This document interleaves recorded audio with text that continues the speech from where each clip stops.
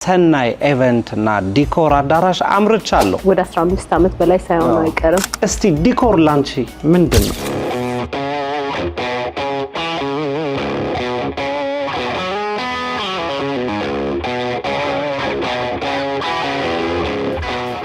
የሆነ ኢቨንት ነገር ሲኖር እሷ ትስራው ይላሉ። እንዴት ነው የጀመርሽው? በምን መልክ ጀመርሽ? ቤት ሲሄድ እንደ ሌባ አስተውላለሁ። የተለያዩ ስራዎችን እንቅስቃሴዎችን እንዳስሳለን እናስቃኛለን።